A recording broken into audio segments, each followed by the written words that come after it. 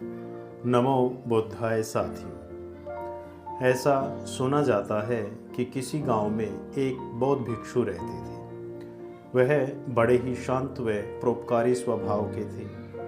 वह जब भी नाचते थे तभी बारिश होती थी। एक बार किसी राज्य पर अकाल पड़ गया। वहाँ के लोग अन्न जल के बिना भूख प्यास से मरने लगे। अपनी रक्षा का उन्हें कोई भी रास्ता दिखाई नहीं पड़ रहा था।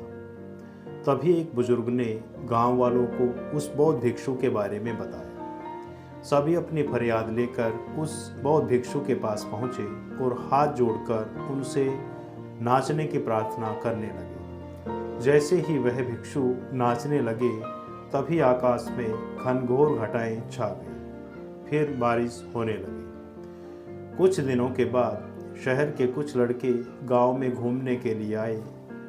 किसी ने उन्हें उस बौद्ध भिक्षु के बारे में बताया कि उस भिक्षु के नाचने से बारिश होती है, तो उनको उसकी इस बात पर यकीन नहीं हुआ। शहरी पढ़ाई लिखाई के घमंड में उन्होंने गांव वालों को चुनौती दे डाली और कहा कि ऐसा तो हम भी कर सकते हैं। यदि उस भिक्षु के नाचने से बारिश हो सकती है तो हमारे नाचने से भी बारिश हो सकती है।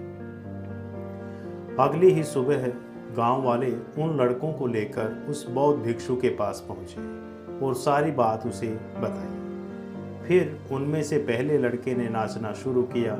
आधा घंटा बीत गया लेकिन कहीं भी बादल दिखाई नहीं पड़े। उसके बाद दूसरे लड़के ने नाचना शुरू किया। वह भी 1 घंटा नाचते नाचते थक कर बैठ गया।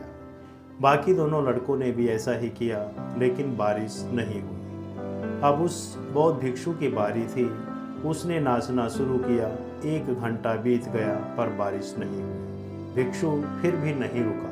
वह लगातार नाचता ही रहा। इस प्रकार नाचते नाचते सुबह से शाम हो गई लेकिन भिक्षु रुकने का नाम ही नहीं ले रहा था। तभी आकाश में बादलों की गड़गड़ाहट सुनाई देने लगी और उसके बाद मूसलाधार बारिश होने लगी। यह देखकर चारों लड़के दंग रह गए और तभी उस बौद्ध भिक्षु से क्षमा याचना करने लगे। उन्होंने बौद्ध भिक्षु से पूछा, बाबा भला ऐसा क्यों? हमारे नाचने से बारिश नहीं हुई और आपके नाचने से बारिश होने लगी। तब उस भिक्षु ने कहा कि मैं जब भी नाचता हूँ तो सदा 2 बातें याद रखता हूँ। पहली बात तो मैं यह सोचता हूँ अगर मैं नाचूंगा तो बारिश को होना ही पड़ेगा, और दूसरी बात यह है कि मैं तब तक नाचूंगा जब तक बारिश न हो जाए। सफलता पाने वाले में भी यही गुण विद्यमान होते हैं। वह जिस काम को करते हैं उसको पूरी लगन व मेहनत के साथ करते हैं।